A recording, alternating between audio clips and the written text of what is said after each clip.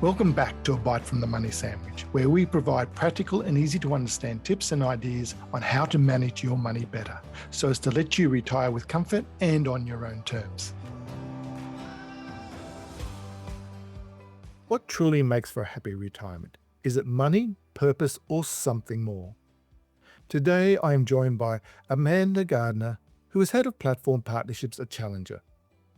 She will discuss how their Retirement Happiness Index reveals how financial security, community, and a sense of purpose are all critical to enjoying retirement.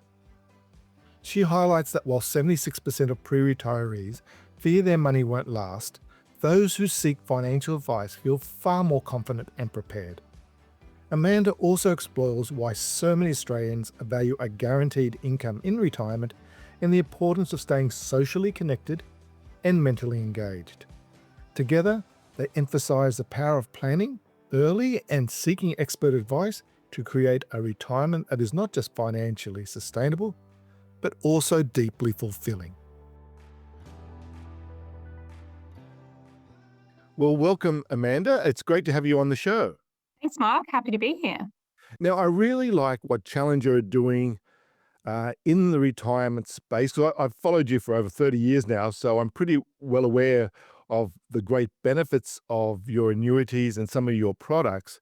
But I really like this index that Challenger's doing, in that it's seeing about the anxiety levels of people, pre-retirees moving into retirement. And it's not just about the money, other things, factors, community, your new challenge. So why did Challenger go down this way to develop this index?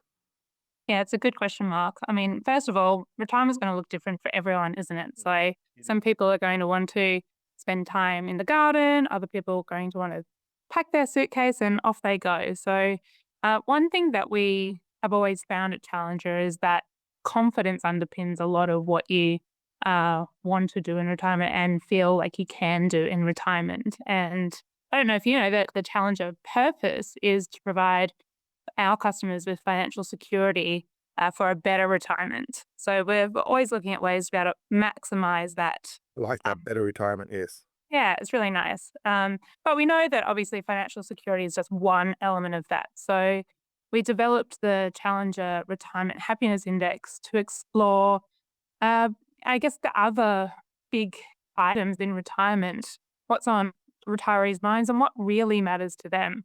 So financial security, yes, comes into that. But like you said, it's other things as well. It's a sense of purpose. It's ensuring you've got hobbies, making sure that you stay on top of your mental health. So we hope it's a helpful guide, I think, to people that are in or about to retire, to have a think about what are some of the things that they should be thinking about to maximize their own happiness in retirement.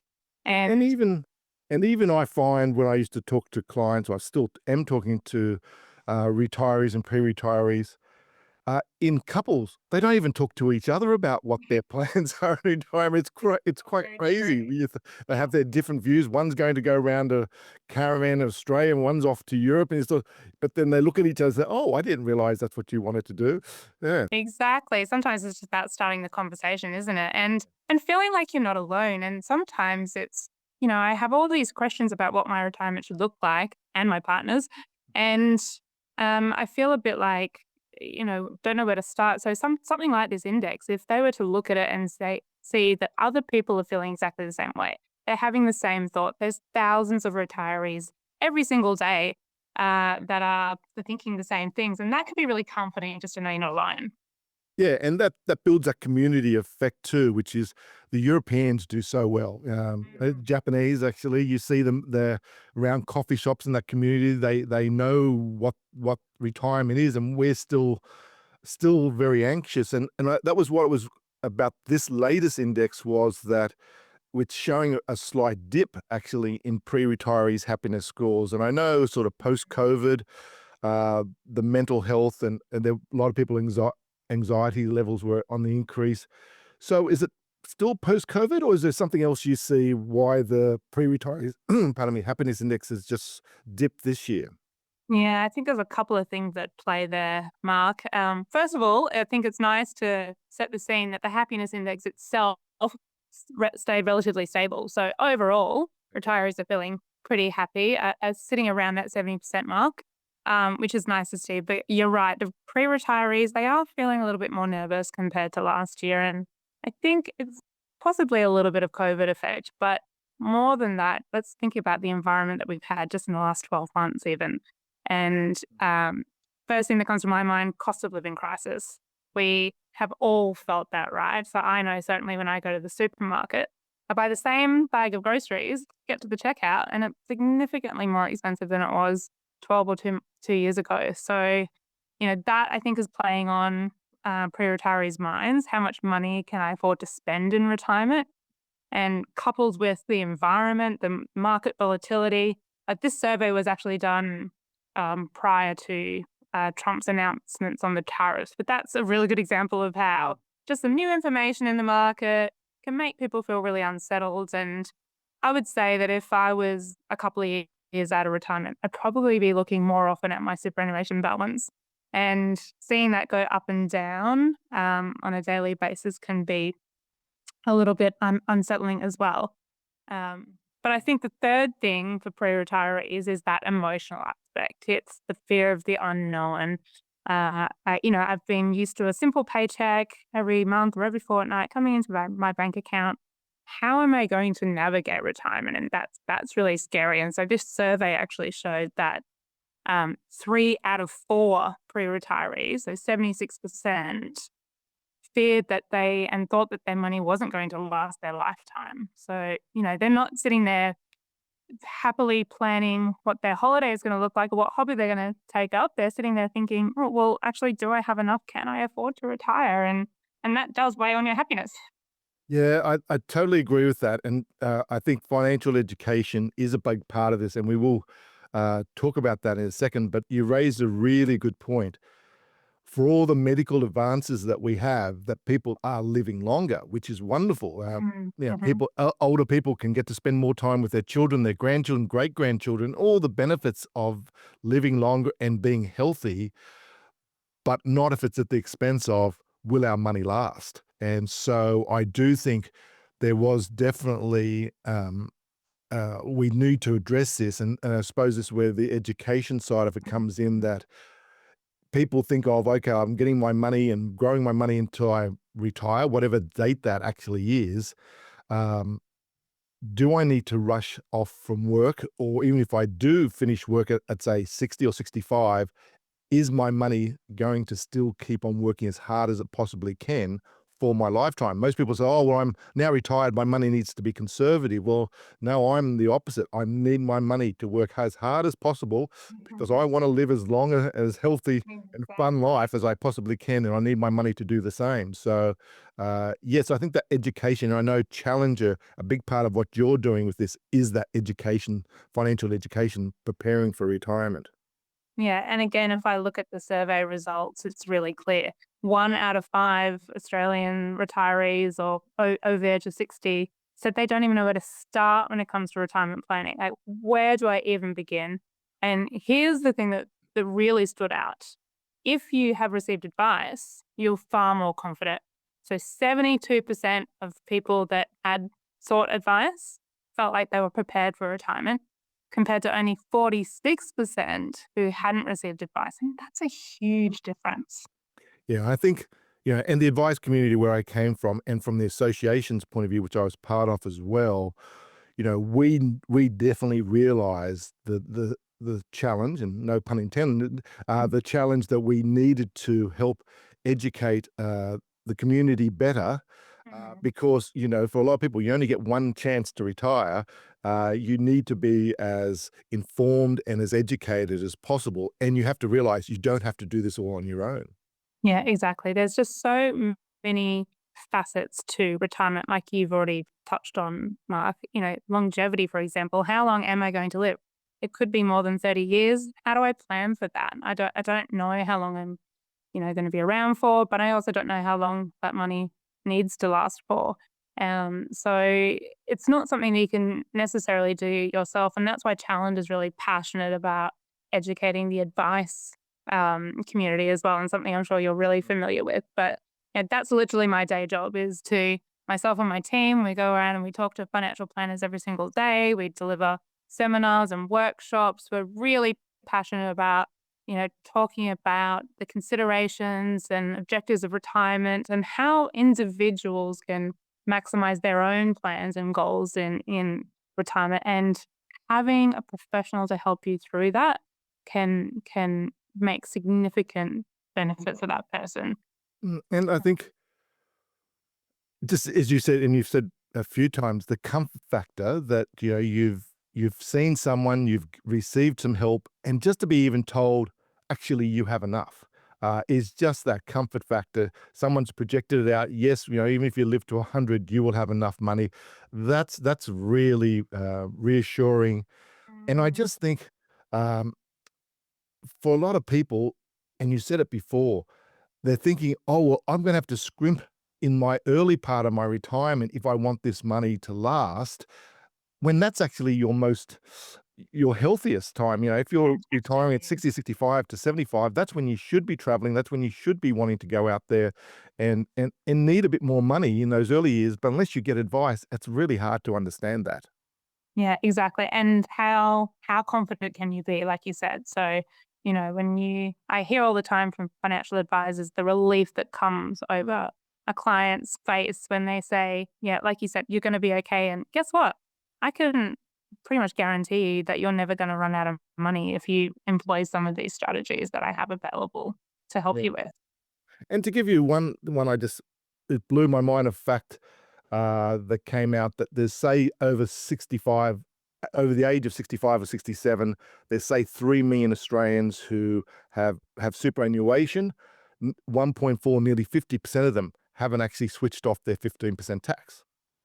They just Yeah, 'cause they simple don't know. thing, right? Simple thing. Exactly. Simple thing that can make a world of difference, but you're Yep. right. I think the earlier that you can have these conversations and start planning, the better off you're gonna be. Things like that, paying down your mortgage, adding more money to your superannuation fund if you can. There is all these tips and tricks that, Yep. is gonna make a big difference later on. Yeah. And really, as I said, if you get advice, and you pretty well get it once, you don't have to have it ongoing. It's good if you do, if you need help ongoing. But if you get that one piece of advice, so all those little steps, rules that when you're transitioning to retirement, even just that projection, it's probably going to be 1% of your superannuation balance, probably cost of an average plan's against the average balance. That is just so much for that relief and anxiety that your index has said about pre-retirees, is just so worth it. Now, I'd like to touch on, about really challenges bread and butter, the annuity, the security and comfort factor, because I know a lot of people, they get a salary every month, that, or Mhm. every second Tuesday, and they're just Mhm. used to it. To then switch to retirement, they say, "Well, okay, I've got this sum of money, but how do I keep getting paid?" And even just that payment of once a month or once every 2 weeks, that comfort factor of that is a lot of the times I talk to people, I want that, I need that comfort, and income streams do that, and Challenger does. So, probably it's not an ad for Challenger, but it really is an important aspect for people that I speak to, that they want that security. So if you could explain how Challenger does that, that'd probably be very worthwhile to listeners. Yeah, I'd like to link it back to the index as well. Mm. And because the research could not be clearer on this particular topic, that financial security is the foundation for your happiness in retirement. And nearly 80%, sorry, over 80% of retirees and 85% of pre retirees all said that they would be happier with a guaranteed income in retirement. And we're not talking about all of your money. Of course, it's a portion that they can look to exactly what you said. Why does this even matter? It's because it resonates with them. I've had my monthly paycheck all of my life. I know how to budget accordingly on that. I know that I might have an ability to save a little bit along the way and enjoy a holiday at the end of the year. I know that if I do overspend 1 month, I've got money coming in next month to pay those bills and to keep the electricity on. And so it's just that comfort factor. And that's exactly what guaranteed income streams and annuities do for clients, is give them that peace of mind that, the basics are covered. I can always feel confident that I have the essential spend that I need. And therefore, I have confidence that I can go and spend more on my fun money or the nice to haves and what I want to do in retirement. And that brings happiness. Absolutely. And I think, it's money is not going to bring happiness, but the things that money allows you to do brings happiness is very important. And just to go back to that, because you raised a very important point, which a lot of people I know, when they don't understand how super, they say, well, okay, I'll have my super that I can organize to pay me a regular amount, but I'll keep my pool of funds outside of super so that if I need a lump sum or I need an emergency fund, I said, no, no, no, no. Once you're retired, your super is your bank account, is the lump sums, is the ongoing incomes. You can basically split it up into 4 different buckets if you want your superannuation. You just want the most tax effective way of having your money grow in the background. But yes, you don't have to use all your money as part of On one thing. on one thing. Exactly. Everyone's got different goals and different things that they want to achieve. And so one goal could be I want to have an income stream that is going to keep pace with inflation, the cost of living crisis, that I know that I'm just always going to have there to keep me safe and secure. And actually, I'd love to share a customer story on this Please. that comes to mind. There's this beautiful lady who rang into our call center recently, and she hadn't really been across her finances too much. She knew that she had a Challenger annuity and it paid for something every month, but her husband had been, I guess, the caretaker of that, and he had unfortunately passed away. And so it was taking her some time to get back on top of her finances. And when she looked at it, the amount looked wrong. And so she called in and said, "Thank you so much. This has been lovely, but I just need to tell you that you're overpaying me. So can we please, reverse this so that I don't get into too much trouble here?" And we looked into her policy, and of course, she had one of the lifetime annuities that was linked to inflation. Right. With everything that's happened over the last few years, it has gone up dramatically. And she just could not believe that that was the income that she was supposed to be getting. And she was so happy to think, okay, great. What am I going to do with this now? I don't have to scrimp and save. I can just keep living my life and I'm going to be okay. Yeah, no, that's lovely. And that index with inflation, a lot of people don't think of that, but that's where also advisors help, because you may think 1 or 2 years, if you don't have an index, that's not going to make a difference. 10 years from now or 20 years from now, it could be double. So it really does make a difference that you want to have that index to inflation Mhm. or CPI, tick the box. Okay, now you've said about purpose. And I think this is really important. I think, yes, having the money, making sure you're comfortable, you actually feel, yep, I've got financial security. I'm going to have a regular paycheck coming in from my superannuation. That's all set up. But now I can get on with my life. And people Mhm. need purpose. And this is what I love talking to groups about, and that we've got our expo at the later. I'm doing a plug about our expo, later retirement expo. People need to understand that it's more than just the money. It's your community. What's your mental challenge? What's your mental and physical health going to be? What's your relationships going to be? And I'm glad the challenges really touched on purpose and the activities in Mhm. retirement. Is that been a conscious shift, or has that been from feedback, or how has that sort of come about? Because it's a great thing that that challenge is doing this now. Well, actually, it came out of the happiness index. We went to the people that were surveyed and asked, "What brings you happiness in retirement?" And you're right, it's so much more than just the money. And the 3 key things that came out of maximum happiness in retirement is staying active with hobbies and interests, maintaining good mental health, and having a really strong sense of purpose. And that will look different for everyone. But if I think about times that that's affected me or made me either happy or unhappy, I might go straight to COVID. But remember the time that we couldn't see our friends and family, that we couldn't go to the team sports that we were used to doing. We certainly couldn't travel. All of that purpose and sense of, why am I waking up in the morning? What am I doing today? It all just disappears. And so that's why this, emotional and social well-being is so important, especially in retirement. Some people it might creep on up on them a little bit. They've been so busy with their working life, they haven't really put their mind yet to how am I going to spend my retirement. But if you don't focus on that and have something that's anchoring you, it really will drag down your happiness level. And it's something I have to talk a lot of more to men about. Women, I find, keep their communities outside of work, whereas a lot of men, their community is work and all their business or industry. And so when they do stop, the email stops, the phone calls stop, and they Mhm. do feel lost. And purpose is just a great, it is actually a great descriptive term on that. People need that. I have a little story that met this beautiful lady who used to be a director of, on TV shows and the camera operator, and she actually now retired, uses that camera work and goes into palliative care and interviews people for on behalf of their families to record their, just their memories. It's Oh, never wow. about work. It's No, never about, funny that. "No, I hit those sales targets." It's about purpose, it's about meaning, it's the legacy, it's about, things that they look back and make them smile, those memories that they created, and, it's just so, so important. I always say people, "What would your future self looking back on you now, would they be happy?" "What are you doing now?" And I just think for a lot of retirees, they need to have that absolute purpose. So it's really important because to me, it was always obvious that it's part of your happiness in retirement. But for so many people, they don't even consider it. They just don't. They just think as long as they've got enough money, the rest will fall into place. And it's just not. Yeah.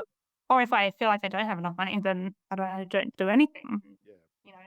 And exactly. even if they wanted to have a purpose or have a hobby, they feel like they can't. So it's all a bit intertwined. But I don't know if you saw your story actually did really remind me of Pat, one of our customers that was featured in the Australian a week or two ago. No, I don't. Beautiful, beautiful example of someone with a sense of purpose in retirement. And she was very clear. My purpose in retirement is making memories now. I'm not waiting, and I'm certainly not scrimping and saving in order to leave my inheritance behind to someone else. I want to make sure that I feel really comfortable and set up for success so that I can just embrace life. And for her, that meant holidays with her kids and grandkids.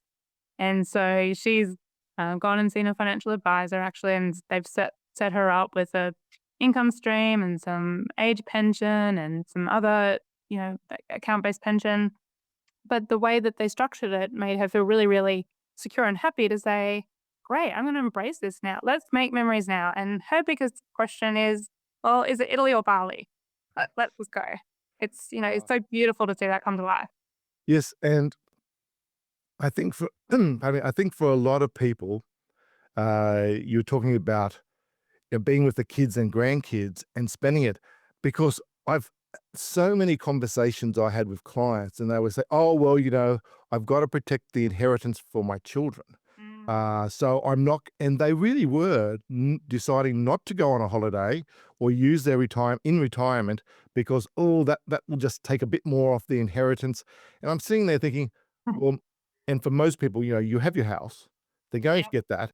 And if you live for the next 30 years, their inheritance is probably when, because my parents now 90 and 92 and 88. So, I'm virtually semi-retired. Uh, and then they have not passed away. So it's inheritance is a very different thing nowadays. It's exactly what you said about that time. But I do really, there is a real education around people. It's not, if you ask your kids, they want you to have the best life. They don't want you to scrimp so that you're leaving an inheritance for them. If they get something, you raise them right, you educated them right, that's enough. Yep, they're on their own journey, right? And actually, I think I've seen that generational shift, especially in the data. I know when I'm talking to advisors, they say the same thing. The idea of that inheritance isn't as big anymore for the younger generation coming through and those that are just about to retire. We've done some research recently with the National Seniors Association, and that came through loud and clear.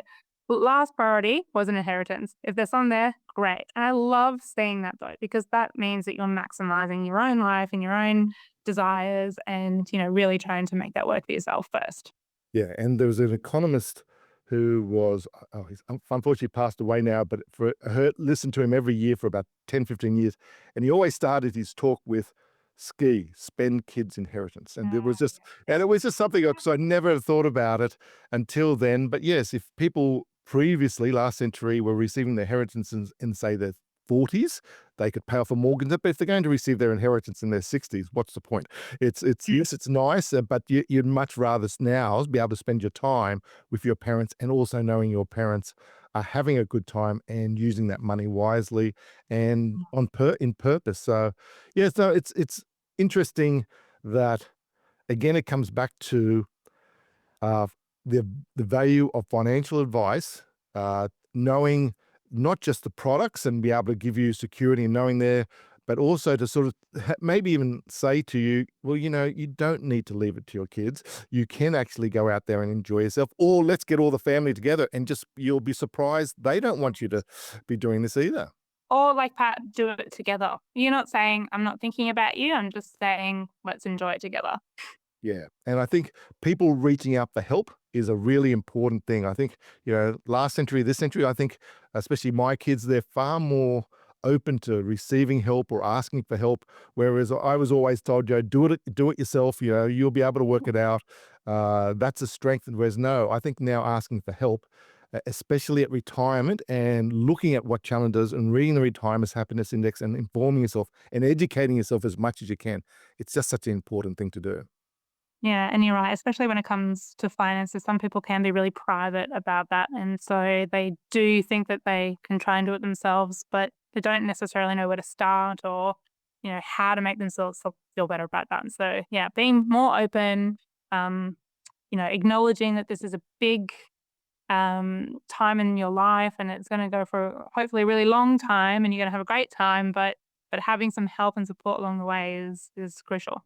Yeah, it's a lot of people say last stage of life. I think it could be the greatest stage of life for a lot of people.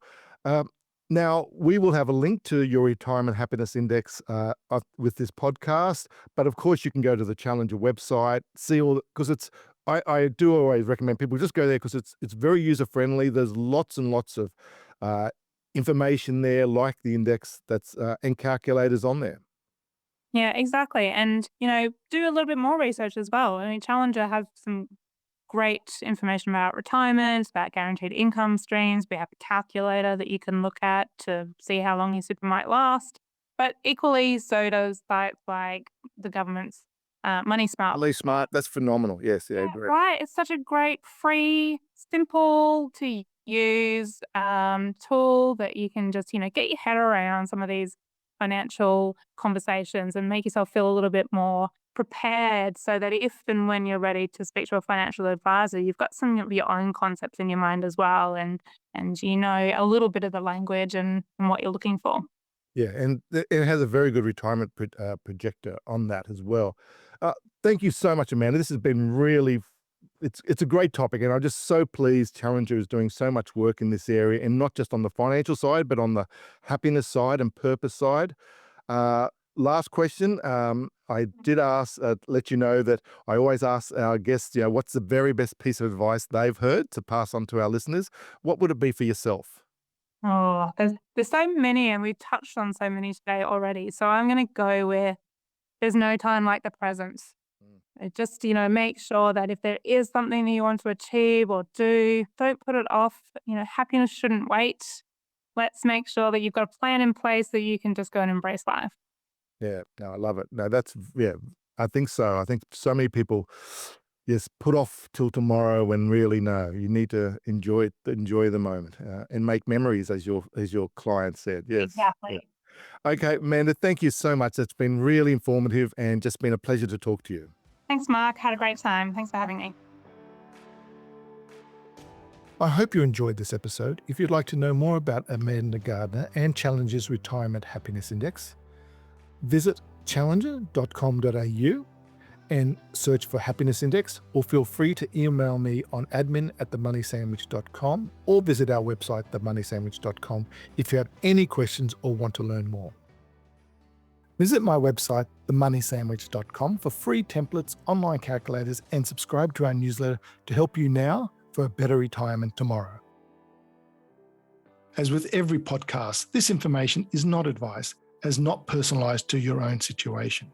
And past performance is never guaranteed for the future.